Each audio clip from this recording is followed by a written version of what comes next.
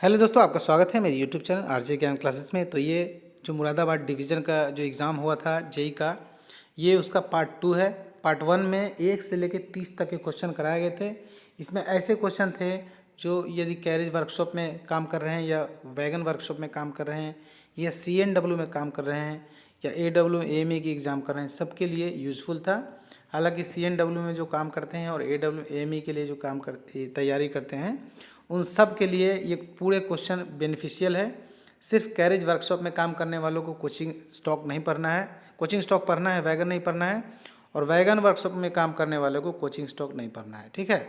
तो उसी हिसाब से क्वेश्चन को अलग अलग करके टेस्ट लिया जाता है। 1 से 30 इसमें क्वेश्चन ऐसा मिला जो दोनों के लिए यूज़फुल था। तो उसका वीडियो ऑलरेडी पार्ट 1 में बना दिया गया है।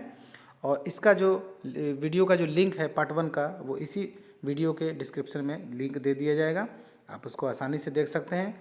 और पार्ट 1 का जो वीडियो है उसमें पार्ट 2 का लिंक दे दिया जाएगा, ठीक है, ताकि आपको किसी भी तरह की परेशानी नहीं हो। तो 31 से हम लोग आज शुरू करेंगे, 31 नंबर क्वेश्चन से, क्योंकि 31 से लेके 75 तक के जो क्वेश्चन हैं वो ऐसे क्वेश्चन हैं जो सिर्फ कोचिंग स्टॉक से हैं। और ये जो कोचिंग स्टॉक का जो क्वेश्चन है वैगन वर्कशॉप में अगर ये कार्यरत हैं तो किसी भी प्रकार का बेनिफिशियल नहीं है, ठीक है। चलिए शुरू करते हैं हम लोग 31 से। इससे पहले यदि आप चैनल पर नए हैं तो चैनल को सब्सक्राइब कर लीजिए, बेल आइकन प्रेस कर दीजिए, और वीडियो यदि पसंद आए तो वीडियो को लाइक ज़रूर कीजिएगा। चलिए पहला क्वेश्चन है, the maximum thickness of seam required for increase of buffer height is mm में पूछ रहा है कि बफर हाइट को इंक्रीज करने के लिए जो सीम यूज होता है, इसको पैकिंग भी हम लोग कह सकते हैं, ठीक है। तो वो कितना mm का होता है? तो वो होता है 3 mm का, वो होता है 3 mm का, ठीक है। 3 mm की पैकिंग का इस्तेमाल किया जाता है। और वो जो पैकिंग है 3 mm का, वो आपने देखा होगा कि CBC कपलर जब भी होते हैं तो LHB में CBC कपलर और बफर दोनों का काम कपलर ही करता है, ठीक है। वो दो बोगियों को, दो कोचों को जोड़ता भी है और दोनों के बीच बफिंग जो गियर होता है स्ट्रोक, वो उसको एडजस्टमेंट भी करता है। तो वो जो होते हैं वो इस पर होते हैं किस पर होते हैं? एक सपोर्टिंग डिवाइस होता है, यहाँ सपोर्टिंग डिवाइस होता है जिसमें 4 स्प्रिंग होते हैं ऐसे ऐसे, ठीक है। और इसी के ऊपर इसका शैंक होता है ऐसे, इसी के ऊपर शैंक होता है और यहाँ नकल वगैरह होता है, ठीक है। तो हम पैकिंग इस्तेमाल कहाँ करते हैं? जो 3 mm का पैकिंग होता है उसका यूज कहाँ करते हैं, ठीक है। तो ये जो पार्ट्स होता है, जो सपोर्टिंग डिवाइस का ये जो पार्ट है, इसको स्ट्राइकर कास्टिंग प्लेट कहा जाता है, जिसके ऊपर ये सपोर्टिंग डिवाइस होता है। और ये जो है शैंक वियर प्लेट होता है इसके नीचे, कि कपलर का जो ये पार्ट्स होता है ये शैंक कहा जाता है। और इसमें शैंक वियर प्लेट ऑलरेडी लगा हुआ रहता है 5 mm का, ठीक है। उसकी जो थिकनेस होती है प्योरली 5 + 1 - 0, यानी कि 5 से लेकर 6 mm का पैकिंग लगा रहता है। अगर वो पैकिंग घिस जाता है तो बफर की जो हाइट है वो कम हो जाती है। और उसी को पूरा करने के लिए जो शैंक वियर प्लेट है उसके और स्ट्राइकर कास्टिंग जो प्लेट्स है उसके बीच में 3 mm का पैकिंग इस्तेमाल किया जाता है, ठीक है। इसको जो कपलर कैरियर भी कहा जाता है, जो ये जो इसको कपलर कैरियर भी कहा जाता है, जिसमें 4 स्प्रिंग होते हैं, ठीक है, सपोर्टिंग डिवाइस। और इसको कपलर कैरियर थे तो उसके और ये शैंक, दोनों के शैंक जो है, इन दोनों के बीच में जो पैकिंग इस्तेमाल होता है उसी को सीम भी कहा जाता है और 3 mm का इस्तेमाल किया जाता है, ठीक है।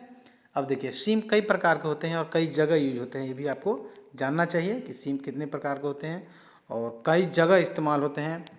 सीम जो है 3 mm भी होते हैं, 5 mm भी होते हैं, 10 mm भी होते हैं और 12 mm भी होते हैं। ये सारे सिम का इस्तेमाल सभी जगह किया जाता है। देखिए प्राइमरी जो सस्पेंशन होते हैं वहाँ भी सिम का इस्तेमाल किया जाता है। उसके बाद जो बॉलिस्टर बीम है उसके नीचे जो सिम है उसका इस्तेमाल किया जाता है।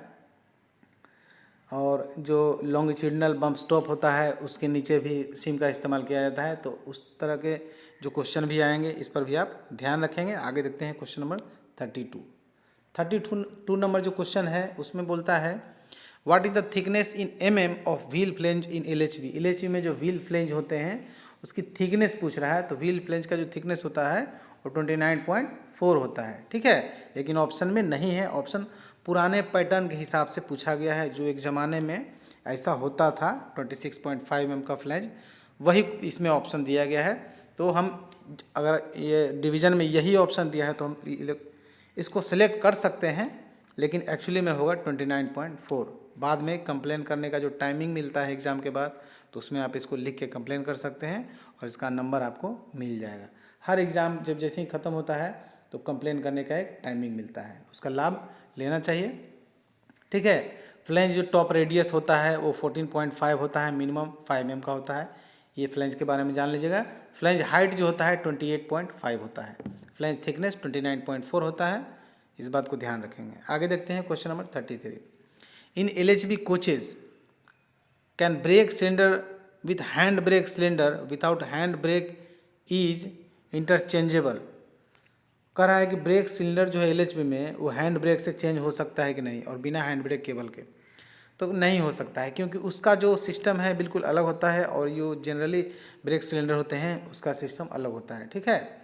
तो वो चेंज नहीं होता है। लेकिन हैंड ब्रेक से अगर यदि क्वेश्चन आया है तो आपको याद रखना है कि हैंड ब्रेक होता क्या है। हैंड ब्रेक किसी भी जो पावर कार होते हैं LHB के पावर कार, उसमें हैंड ब्रेक का इस्तेमाल किया जाता है, और उस हैंड ब्रेक से जिसका कंट्रोल गार्ड जो होता है केबिन उसमें होता है, उसका कंट्रोल होता है गार्ड केबिन में। और हैंड ब्रेक में जो वायर इस्तेमाल होता है वही आपसे पूछ सकता है कि जो फ्लेक्सिबल केबल वायर जो होता है उसमें 3 तरह के वायर इस्तेमाल होते हैं और तीनों आपको याद रखना है। पहला जो वायर है वो 4024, ठीक है, 4024 mm का वायर इस्तेमाल होता है। उसके बाद दूसरा जो वायर है 2333 यानी कि 2333, 2333। तीसरा जो वायर इस्तेमाल होता है 2197, 2197 यानी कि 2197। ये 3 प्रकार के वायर उसमें इस्तेमाल होते हैं और इससे क्वेश्चन आपको आ सकते हैं, ज़रूर इसको याद रखिएगा।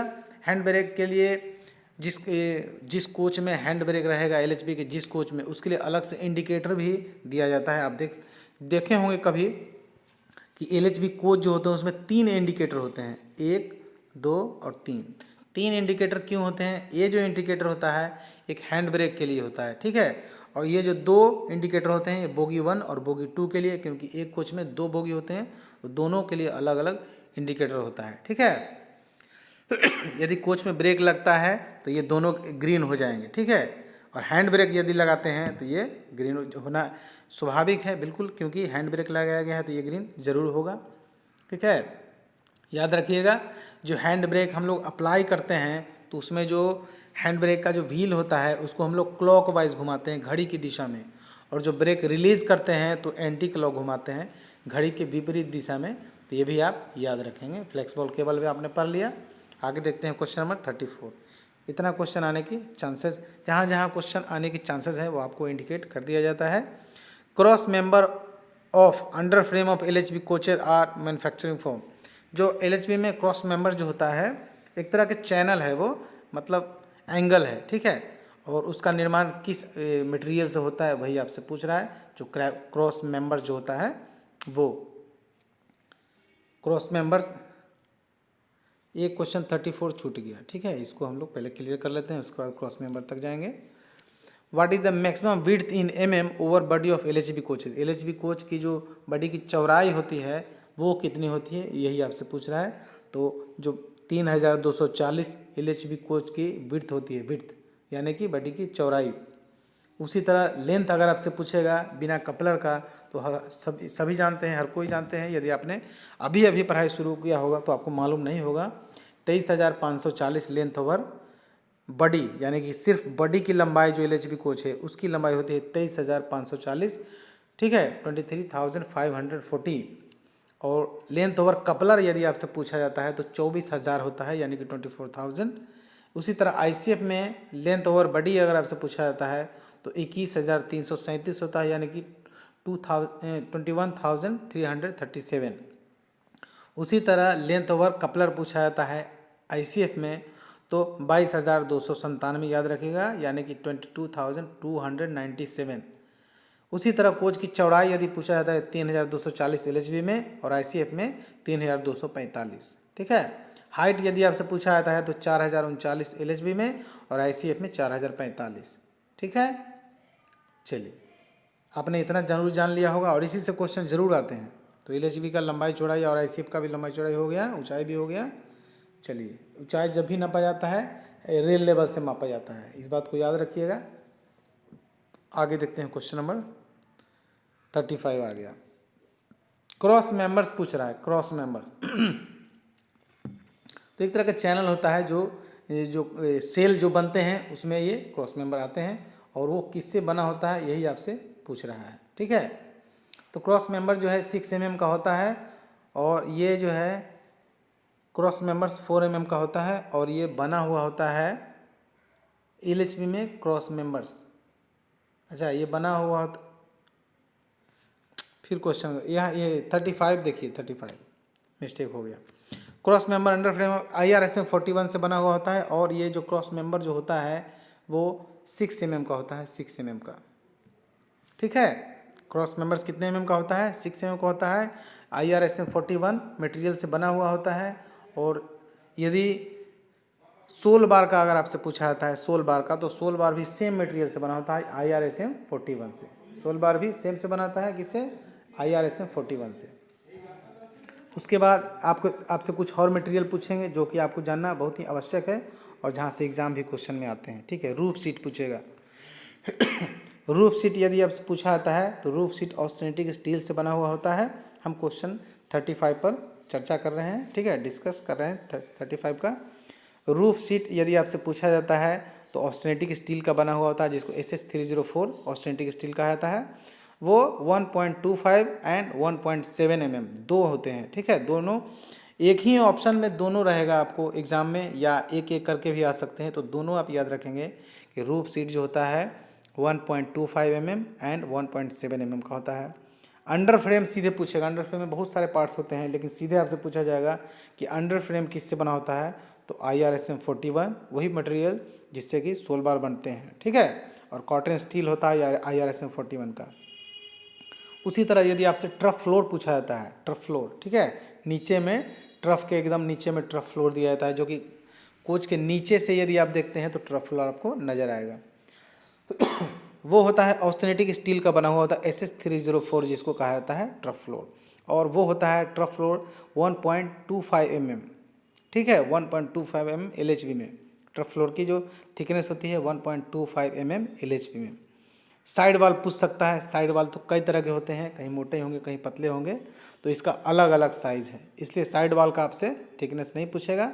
फेरेटिक स्टील का बना हुआ होता है SS409 जिसको कहा जाता है, ठीक है। रूफ वेंटिलेटर आपको पूछ सकता है। रूफ वेंटिलेटर कहाँ होता है आपको समझना जरूरी है। अगर इस तरह से कोच हैं, ठीक है, तो कोच में आप देखते होंगे ऊपर का भाग ऐसे होता है, ठीक है, ऐसे।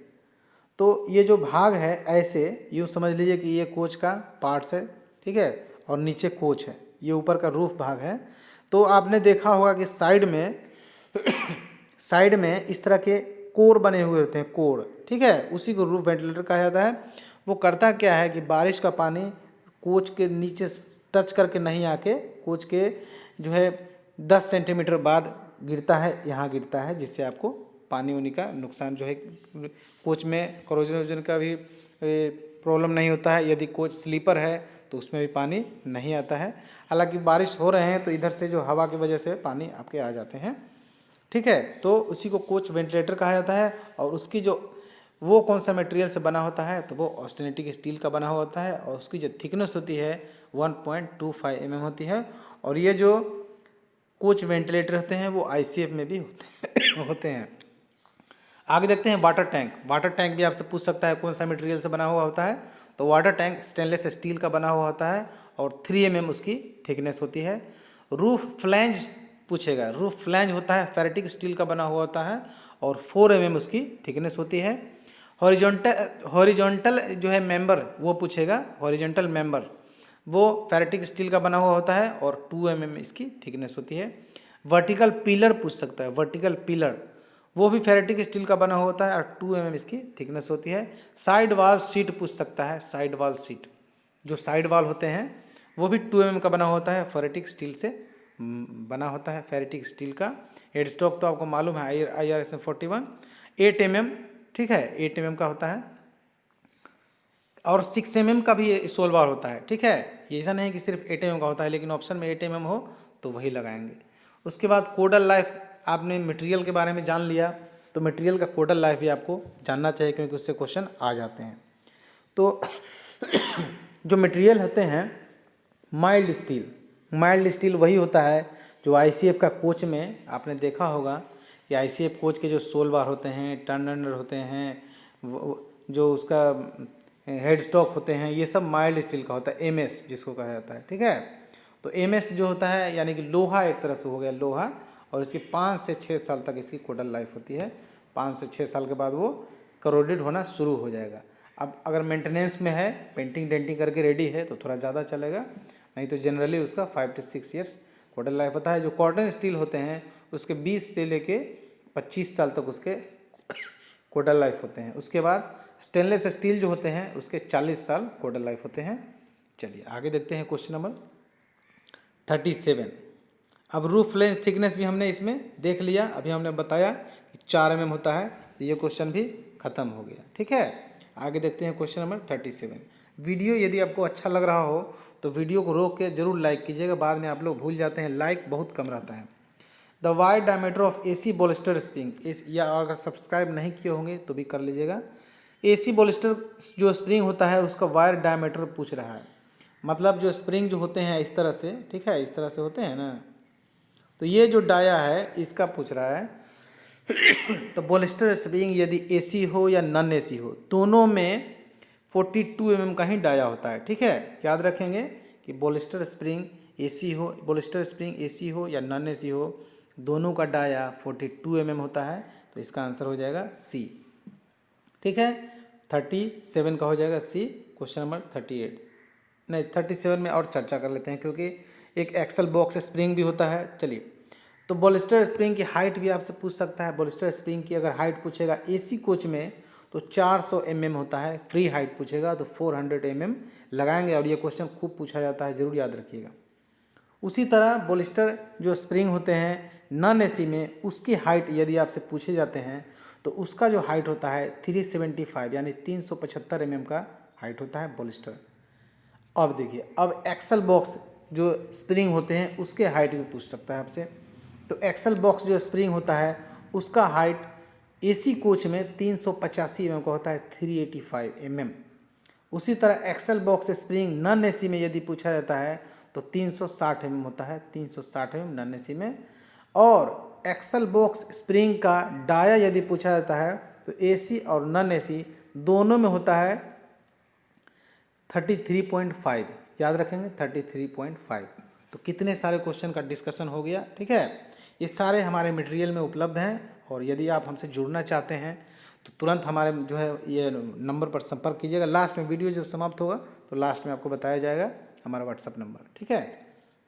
चलिए, अभी वो सब चीज़ नहीं करेंगे, अभी पढ़ाएंगे। क्वेश्चन नंबर 38 देखिए, K05 relay is activated by. K05 जो है एक तरह का स्विच होता है, ठीक है, जो कि LHB के जो स्विच जो होते हैं, बोर्ड स्विच बोर्ड जो होते हैं, पैनल जो होते हैं ऊपर कोच में, उसी में एक इस तरह का K05 रिले होता है, ठीक है। वो प्रेशर स्विच से संबंधित होता है, सक्रिय इस द्वारा प्रेशर स्विच जो है K05 जो रिले है उसके द्वारा प्रेशर स्विच को एक्टिव किया जाता है, ठीक है। तो इसका आंसर B हो जाएगा। क्वेश्चन नंबर 39 देखिए, one brake indicator shows green. अगर एक ब्रेक इंडिकेटर ग्रीन कर रहा है, ब्रेक इंडिकेटर कितने होते हैं, यदि शुरू से आपने वीडियो देखा होगा तो आपने बताया था कि 3 ब्रेक इंडिकेटर होते हैं, ठीक है। But brake are applied, brake indicator green कर रहा है लेकिन ब्रेक अप्लाई हो गया है, दिस इंडिकेट, मतलब जब ब्रेक अप्लाई करेंगे तो ब्रेक का इंडिकेटर रेड होना चाहिए, लेकिन हो गया है ग्रीन। तो इसका क्या मतलब हो सकता है, लेकिन एक ही, तीनों में से एक ही, 3 इंडिकेटर हैं उसमें से एक ही, तो इसका रीज़न यही हो सकता है कि ये अगर ग्रीन हो गया इसका मतलब ब्रेक रिलीज हो गया है, ये अगर रेड है तो इसका मतलब है ये ब्रेक अप्लाई हो गया है, ये भी रेड है, ठीक है। और ये दोनों में से सिर्फ यही ग्रीन है, इसका मतलब है कि कुछ ना कुछ फॉल्ट जो है इसी में है, तो क्या होता है इसमें इसका कारण क्या होता है? इसका कारण होता है कि रिलीज पोजीशन में था और उसी समय किसी तरह से अटक गया, स्टक अप हो गया, मतलब अटक गया। और जब अटक गया है तो किसी भी प्रकार से हवा उसमें निकला जाए या दिया जाए, वो उसी तरह से अटका हुआ रहेगा जब तक उसको ठीक नहीं किया जाए। तो इसका रीज़न सी हो सकता है, brake indicator is stuck up in release position. ठीक है, क्वेश्चन नंबर 39 हो गया। क्वेश्चन नंबर 40 देखिए, capacity of air reservoir being used in LHB non AC coaches.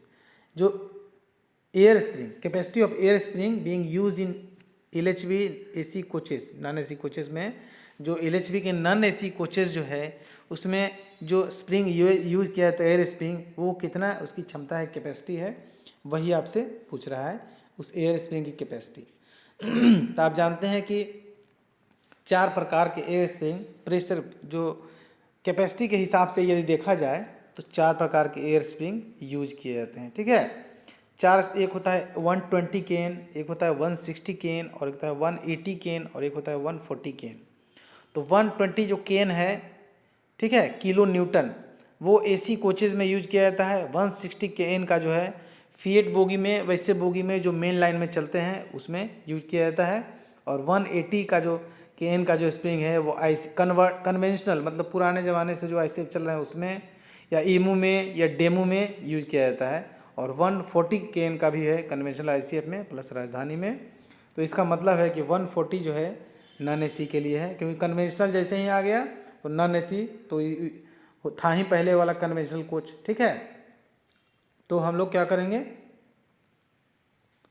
140 लगाएंगे, 140 यानी कि 140 का 40 का हो जाएगा B। क्वेश्चन नंबर देखिए 41, bore size of main BP and FP pipe. BP और FP आप जानते हैं कि एयर ब्रेक सिस्टम में 2 प्रकार के पाइप का इस्तेमाल किया जाता है मेन रूप से, एक BB और एक FP। ठीक है, BP का मतलब ब्रेक पाइप और FP का मतलब फीड पाइप। ठीक है, BP का कलर, जो BB जो पाइप होते हैं और उसका जो कट ऑफ एंगल कॉक होता है उसका कलर ग्रीन से पेंट किया जाता है, और FP यानी कि फीड पाइप जो कट ऑफ एंगल कॉक होते हैं उसको जो कलर किया जाता है, या उसका हॉज पाइप भी है उसको वाइट से कलर किया जाता है, ताकि पहचाना जाए कि कौन सा BP है और कौन सा FP है। BP है उसका प्रेशर होता है 5 kg पर सेंटीमीटर स्क्वायर, और FP यानी फीड पाइप है उसका प्रेशर होता है 6 kg पर सेंटीमीटर स्क्वायर।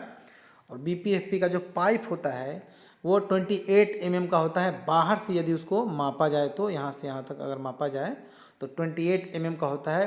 लेकिन ये जो पाइप है इसके भी कुछ ना कुछ तो थिकनेस होंगे, तो इसका जो थिकनेस होता है 1.5 mm होता है। तो 1.5 mm ये वाला और 1.5 ये वाला पूरा हो गया 3 mm। तो 28 में से 3 mm कम हो गया तो कितना बचा, 25 mm। और बोर साइज मतलब अंदर का साइज आपसे पूछ रहा है, तो अंदर का साइज होता है 25 mm होता है, यानी कि B इसका करेक्ट आंसर होगा। क्वेश्चन नंबर 42 देखिए, none lifting of air spring may be due to. Air spring का उठना संभवतः नहीं उठना, मतलब एयर स्प्रिंग आप जानते हैं कि LHB कोच में जो बॉलिस्टर होते हैं उसके 2 एयर बिलो, जिसको कि एयर स्प्रिंग भी कहा जाता है, एयर बिलो होते हैं। ठीक है, और ये जब फूलेगा नहीं तब तक कंफर्टेबल कोच नहीं होगा। ठीक है, और एक्सीडेंट के भी चांसेस बन सकते हैं यदि फूलेगा नहीं, क्योंकि इसी के ऊपर कोच का जो सॉक्स है वो एब्जर्वर इसी के ऊपर होते हैं। ठीक है, तो एयर स्प्रिंग में हवा नहीं है, इसका यही तो ये हो सकता है कि क्यों नहीं ये लिफ्ट कर रहा है, क्यों नहीं उठ रहा है। ठीक है, तो एयर प्रेस में लो एयर प्रेशर होगा, ऐसा हो सकता है। हैवी एयर लीकेज होगा, क्योंकि उससे भी एयर प्रेशर निकल सकता है। Fully choked levelling valve, inlet pot, ये भी सही होगा। जो इनलेट वॉल्व है, लेवलिंग पॉट है, वो चौक मतलब जाम हो गया होगा, तो इसका आंसर जो है D करेक्ट हो जाएगा। और एयर स्प्रिंग से संबंधित एक बहुत ही खूबसूरत PDF बना हुआ है, आप सबको मिला हुआ भी है, लेकिन आप अगर नहीं लिए होंगे तो एयर स्प्रिंग मुझे चाहिए ऐसा करके अपना नाम और रोल नंबर लिख के भेजिएगा। और बहुत ही अच्छा आप लोगों का परफॉर्मेंस था, मैं बताना भूल ही गया। जो धनबाद डिवीज़न में रिजल्ट हुए हैं वहाँ भी बहुत ही अच्छे खासे रिजल्ट हुए हैं, और सभी लोगों के रिजल्ट हुए हैं। ठीक है, और सबको बहुत बहुत बधाई। आपने देखा होगा कि फर्स्ट रैंक भी जो जिन्होंने लाया था वो भी हमसे जुड़े हुए थे, और सेकंड रैंक, थर्ड रैंक सब भी यहाँ से जुड़े हुए लोग थे।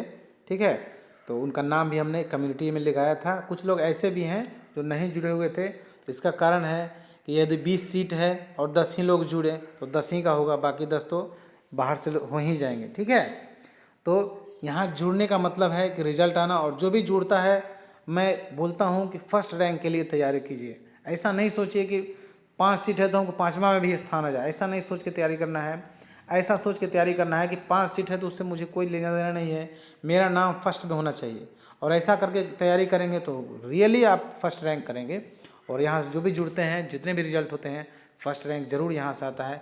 किसी न किसी प्रकार से मेहनत से या टेस्ट से या मटेरियल को पढ़ा के या वीडियो दिखा के आपको फर्स्ट रैंक लाने का पूरा प्रयास मेरा रहता है।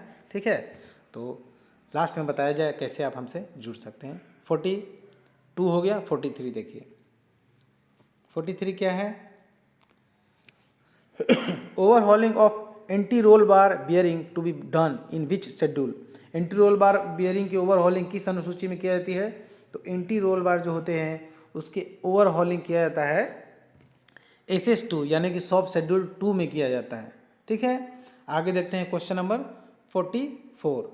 Break accelerator stop venting when BP pressure reach to. जो ब्रेक एक्सीलेटर होता है, आप जानते हैं कि ब्रेक एक्सीलेटर एक्टिव कब होता है? जब हम इमरजेंसी ब्रेक लगाते हैं।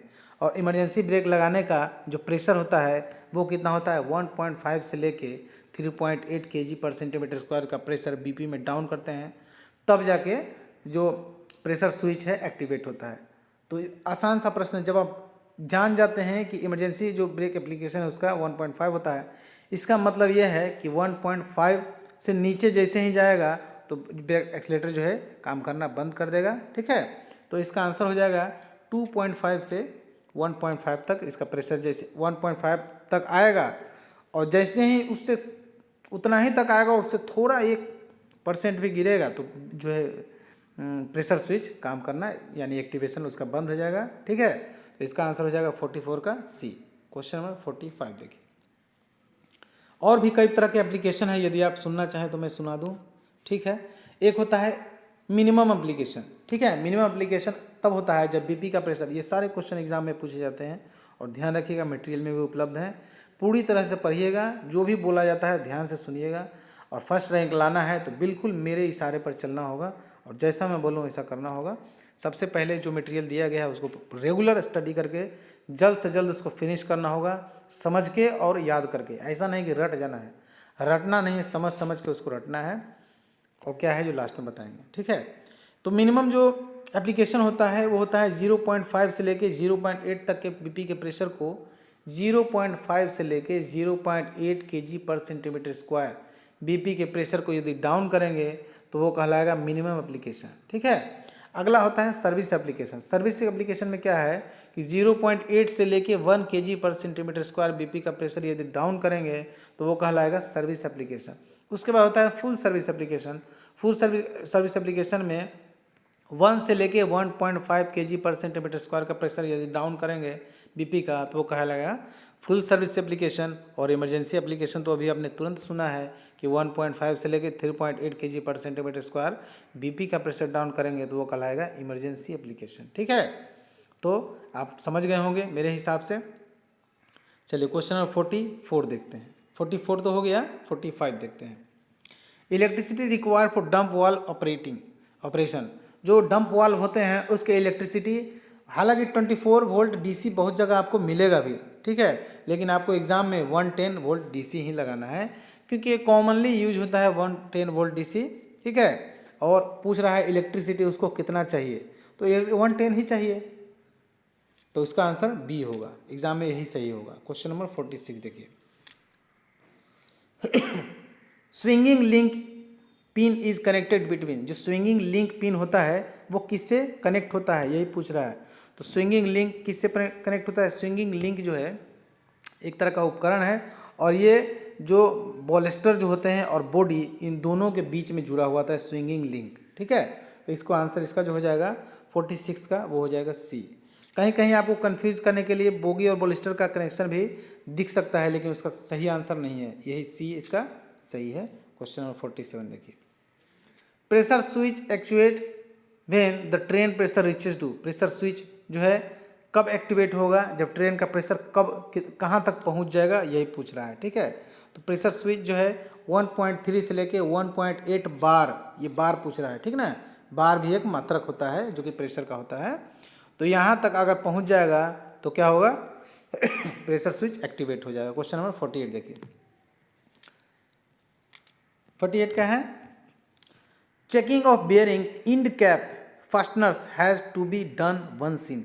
जो बियरिंग लगाए जाते हैं एक्सल में, उसके लास्ट में एक इंड कैप भी लगाया जाता है और उसी को चेक करने का शेड्यूल पूछ रहा है। ठीक है, तो उसको चेक करने का जो शेड्यूल है वो D2 और D3 है।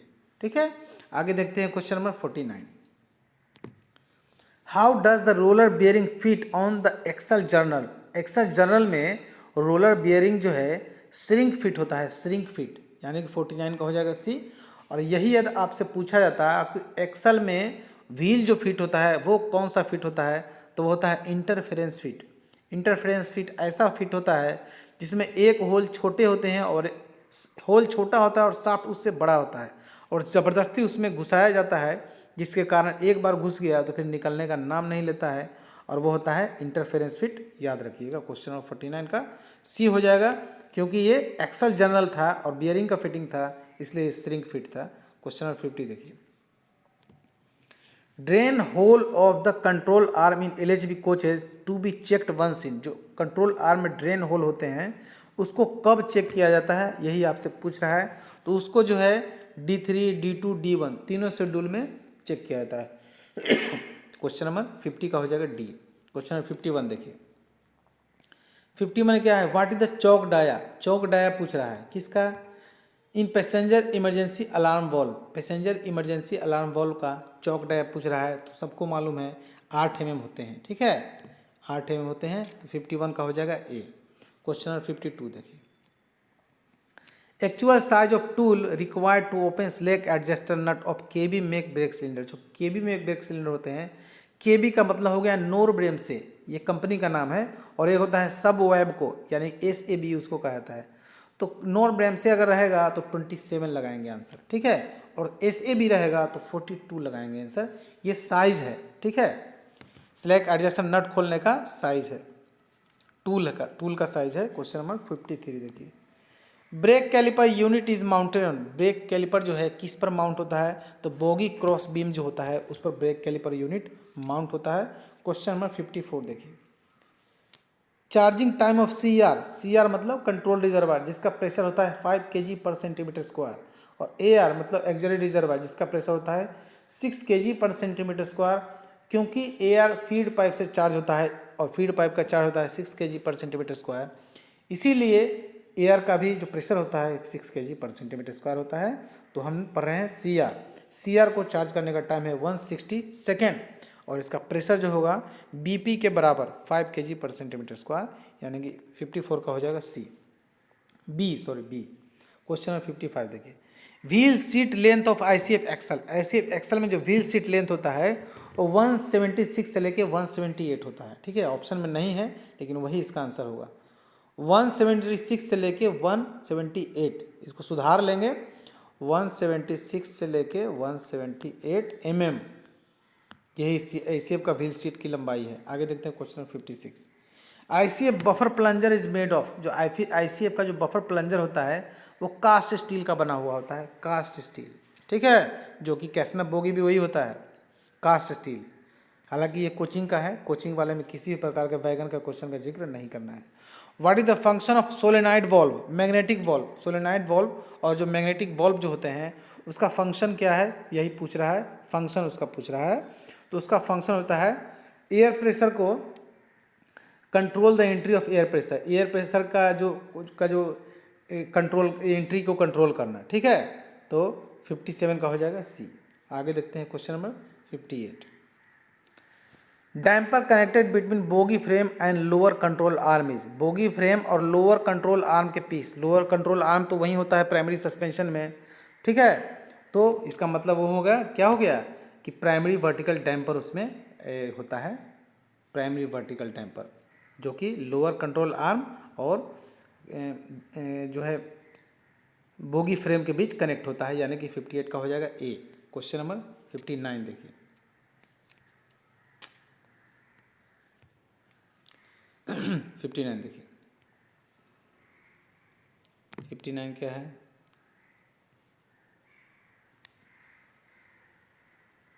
चलिए 59 ये है distance between centre of two bogie, दो बोगी के जो सेंटर होते हैं, बोगी सेंटर, उसके बीच की दूरी पूछ रहा है, तो होता है 14,900। क्या होता है? 14,900। और आईसीएफ में ये एलएचबी का है, आईसीएफ में अलग होते हैं। हालांकि अभी आईसीएफ और एलएचबी अलग करके आपको नहीं पूछा जाता है, लेकिन अगर पूछ देगा तो आपको परेशानी हो जाएगी। और आईसीएफ जो डिस्टेंस बिटवीन सेंटर जो होता है, सेंटर पिवोट, सेंटर जो इनर जो, देखिए एक बार पूरी तरह से आपको क्लियर कर देते हैं, शुरू से कर देते हैं। व्हील बेस जो होता है आईसीएफ का, इस जो डिस्कशन से इस क्वेश्चन का कोई लेना देना नहीं है।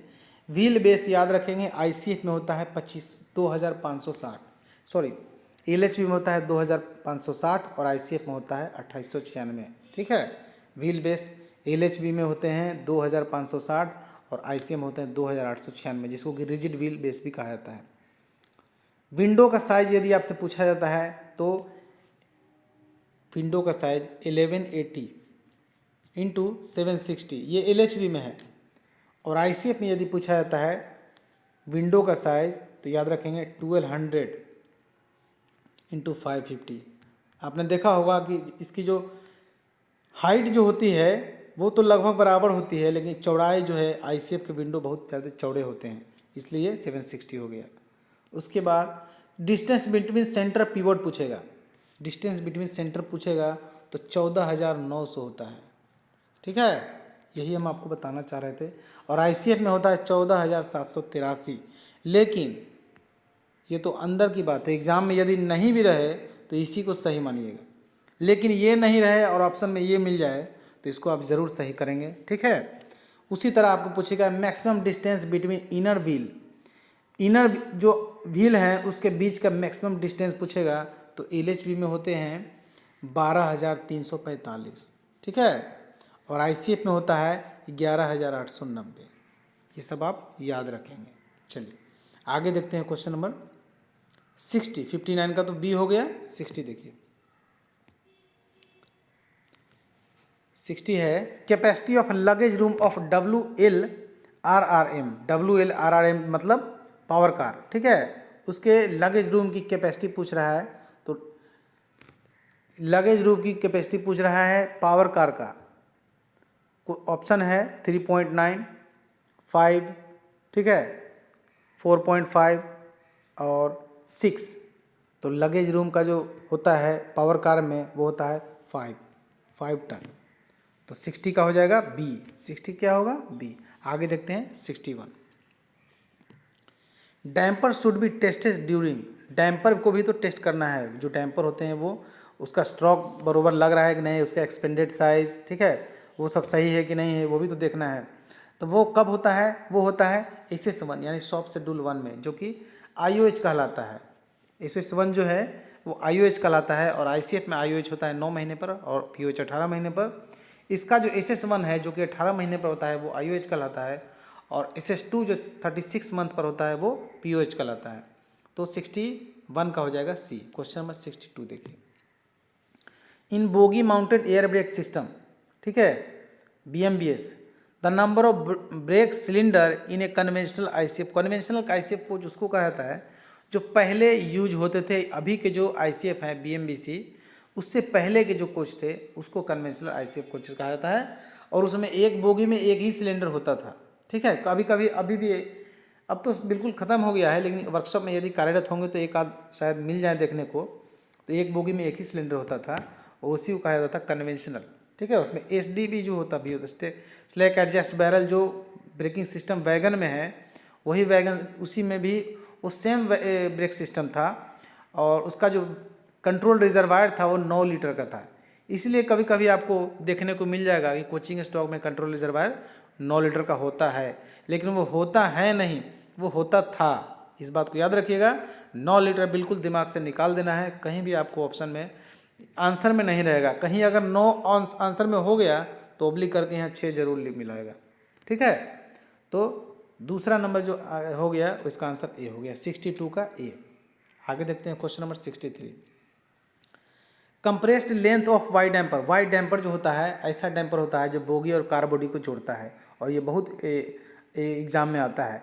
तो उसका कंप्रेस्ड लेंथ मतलब दबा हुआ जगह रहेगा तो उसका 703 ±3 रहेगा, और जब फूलेगा तो 1083 ±3 होगा। ठीक है, ये सारे मटेरियल में उपलब्ध हैं, उसको पढ़ना है।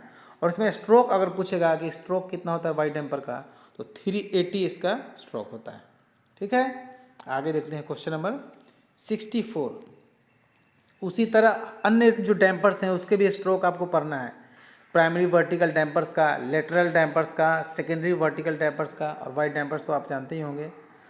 तो क्वेश्चन नंबर 64 है, what is the speed restriction of single pipe working of Rajdhani train consist of coach fitted with air suspension. Air suspension से युक्त राजधानी कोचों में सिंगल पाइप वर्किंग के लिए गति प्रतिबंध क्या है? सिंगल पाइप पूछ लिया। ठीक है, सिंगल पाइप जैसे ही बोले यानी कि एक पाइप उसका नहीं है, सिर्फ बीपी है, फीड पाइप नहीं है। तो ऐसे कोचों में स्पीड रेस्ट्रिक्शन जो है वो 60 kmph का है। ठीक है, तो हो जाएगा 64 का डी। क्वेश्चन नंबर 65 देखिए, check valve with choke allow air from. Check valve जो है, चेक वॉल्व किसको कहाँ से कहाँ के एयर हवा को अलाउ करता है? चेक वॉल्व कहता है जो एयर होते हैं उसका ठीक पहले लगा हुआ होता है। ठीक है, उसी को चेक वॉल्व कहा जाता है, और उसका जो है फीड पाइप से एयर में हवा सिर्फ जाने देता है, वापस नहीं आने देता है। ठीक है, तो 65 का हो जाएगा सी। क्वेश्चन नंबर 66 देखिए, और इसी चेक वॉल्व को नॉन रिटर्न वॉल्व भी कहा जाता है। ठीक है, क्वेश्चन नंबर 66 देखते हैं। Examination of sole bar for corrosion is done in dash schedule. किस शेड्यूल में सोल बार में करोजन होगा कि नहीं होगा, किस शेड्यूल में चेक करेंगे? तो वो जो चेकिंग का टाइम है वो D3 है। ठीक है, 66 का हो जाएगा डी। क्वेश्चन नंबर 67 देखिए, the draw and buffing force transmission in A coach is through. Coach में ड्रॉ और बफिंग फोर्स का जो ये ट्रांसमिशन होता है वो किसके माध्यम से होता है? तो वो होता है सेंटर पिवोट। ठीक है, सेंटर पिवोट। क्वेश्चन नंबर 68 देखिए, diameter of brake indicator pipe. जो ब्रेक इंडिकेटर पाइप होते हैं उसके डायमीटर कितने होते हैं? तो वो 10 mm का होता है। ठीक है, ऐसे सभी पाइप के डायमीटर अलग होते हैं लेकिन ब्रेक इंडिकेटर के 10 mm होते हैं। क्वेश्चन नंबर 69 देखिए, what type of slack adjuster use in passenger coaches. Passenger coaches में जो स्लैक एडजस्टर यूज होते हैं वो IRSA 450 होता है, यानी कि 69 का हो जाएगा सी। क्वेश्चन नंबर 68 देखिए, levelling valve is connected to. जो लेवलिंग वॉल्व होते हैं, ठीक है, वो एयर स्प्रिंग में लगे होते हैं, और लेवलिंग वॉल्व किससे जुड़ा हुआ होता है? लेवलिंग वॉल्व तो वो होता है टॉप बॉलिस्टर से जुड़ा हुआ होता है। ठीक है, क्वेश्चन नंबर 71 देखिए, installation lever connects the. Installation lever किसको जोड़ता है? जो इंस्टॉलेशन लीवर होता है वो जोड़ता है लेवलिंग वॉल्व और लोअर स्प्रिंग बीम को जोड़ता है। 71 का हो जाएगा ए। आगे देखते हैं question number 72। In case of brake binding on one brake disc on one wheel set what do you first. एक व्हील सेट में ब्रेक बाइंडिंग हो गया है, एक व्हील सेट में। तो एक व्हील सेट में ब्रेक बाइंडिंग इसका मतलब है क्या है? इसका मतलब है कि उसके जो उसी व्हील का जो कैलिपर है या किसी प्रकार का उसका जो ब्रेक सिलेंडर है या उसी में किसी प्रकार का फॉल्ट है, नहीं तो और दूसरा जो है एक्सल का दूसरा पहिया भी ब्रेक बाइंडिंग जरूर होता। तो क्या करेंगे उसको क्या करेंगे? Loosen slack adjuster nut of brake cylinder. Brake cylinder के जो स्लैक एडजस्टर नट है उसको लूज करेंगे। तो 72 का हो जाएगा डी। आगे देख question number 73। What is the free height in mm of non AC axle box spring. Non AC axle box spring का फ्री हाइट पूछ रहा है। तो अभी हमने बताया, जो डिस्कशन हो रहा था उसमें बताया था कि नॉन AC रहेगा, एक्सल बॉक्स रहेगा तो 360। ठीक है, यदि बॉलिस्टर रहता है तो 385 होता है। तो 73 का हो जाएगा बी। क्वेश्चन नंबर 74 देखिए, total number of seats in ICF chair car. ICF chair car में 73 सीट होते हैं। ठीक है, आगे देखते हैं question number 75। In air spring bogie gap maintain between lower plank and upper plank. Lower plank और अपर प्लैंक जो बॉलिस्टर का पार्ट्स होता है, और जहाँ शॉक एब्जर्वर जो लगा रहता है उसी को ऊपर के प्लेट को अपर प्लैंक और नीचे के प्लेट को लोअर प्लैंक कहते हैं, जिसके बीच में हैंगर होता है। ठीक है, तो वो कितना होता है वही आपसे पूछ रहा है, तो वो होता है 255। ठीक है, 75 का हो जाएगा डी, 255 इनका में। अब वैगन से क्वेश्चन आ गया, अगला जो वीडियो होगा वो वैगन से होगा। तो अभी तक हमने पार्ट 2 इसका कंप्लीट कर दिया। पार्ट 3 में वैगन से संबंधित जो भी क्वेश्चन होगा उसको बनाया जाएगा। ठीक है, आगे देखते हैं कैसे। बहुत लोग प्रतीक्षा कर रहे होंगे कि कुछ बताएंगे लास्ट में। देखिए, सबसे पहले यदि आप हमसे जुड़ना चाहते हैं तो हमारा व्हाट्सअप नंबर है 8121390916। ये नंबर को आप सेव कर लीजिए, ये मेरा व्हाट्सअप नंबर है। व्हाट्सअप पर मैसेज कीजिए कि मैं जुड़ना चाहता हूँ, मेरा नाम ये है। ठीक है, तो जुड़ना चाहते हैं उसके लिए फ़ी क्या है? फ़ी बहुत ही कम रखा गया है। जूनियर इंजीनियर की तैयारी कर रहे हैं तो 3000 फ़ी कोई ज़्यादा नहीं है। 3000 फ़ी आपको लिया जाएगा। ये ज्वाइनिंग फ़ी है। इसमें टोटल मटेरियल आपको दिए जाएंगे।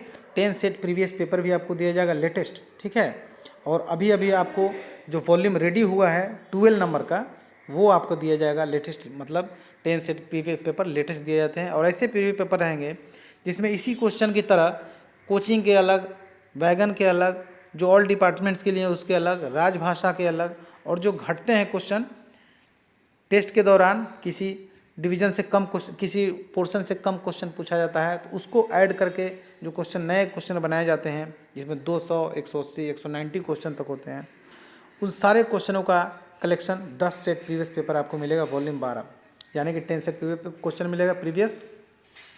उसके बाद रिकॉर्डेड जो क्लास चलते हैं, अभी तो हालांकि टाइम नहीं मिलेगा, बस कई दिन से वीडियो भी उस पर अपलोड नहीं हुआ है, लेकिन उसका लिंक मिलेगा। जब भी आप वीडियो देखेंगे तो अलग से क्लास आपको कराया जाएगा। ठीक है, तो वो भी आपको मिलेगा। एक अलग से फ़ोन नंबर भी आपको दिया जाएगा, क्योंकि ये जो नंबर है बहुत ही जनरल है और बार बार इस पर फ़ोन मैसेज बहुत सारे आते हैं, तो अलग से आपको इसलिए दिया जाएगा कि आपकी किसी भी प्रॉब्लम को जो है जल्द से जल्द उसको क्लियर कर दिया जाए। उसके बाद आपको एक रोल नंबर दिया जाएगा टेस्ट सीरीज़ के लिए, और टेस्ट उसका इस्तेमाल आप टेस्ट सीरीज़ में करेंगे। और टेस्ट में जुड़ने के लिए 100 पर मंथ अलग से फ़ी लिया जाता है, क्योंकि टेस्ट सबसे इम्पोर्टेंट है इस क्लास का। मटेरियल तो इम्पोर्टेंट है ही, टेस्ट और भी इम्पोर्टेंट है, क्योंकि टेस्ट यदि आपने नहीं दिया तो तैयारी बिल्कुल नहीं किया। ठीक है, क्वेश्चन पढ़ रहे हैं लेकिन टेस्ट नहीं दे रहे हैं तो उसका कोई बेनिफिट नहीं होगा, क्योंकि आप भूलते जाएंगे। और टेस्ट में नए नए क्वेश्चन मिलेंगे। हर टेस्ट प्रीवियस पेपर से होता है, तो हर संडे कहीं ना कहीं पूरे भारत के किसी भी कोने का जेई का क्वेश्चन मिलेगा। तो इस तरह से तैयारी कराई जाती है। जुड़ने के लिए हमारे व्हाट्सअप नंबर पर संपर्क कीजिए। फिर से आपको बताया जाता है 8121390916, इस पर आप संपर्क कर सकते हैं। तो अगले वीडियो में फिर से मिलेंगे दोस्तों, तब तक के लिए धन्यवाद। जय हिंद।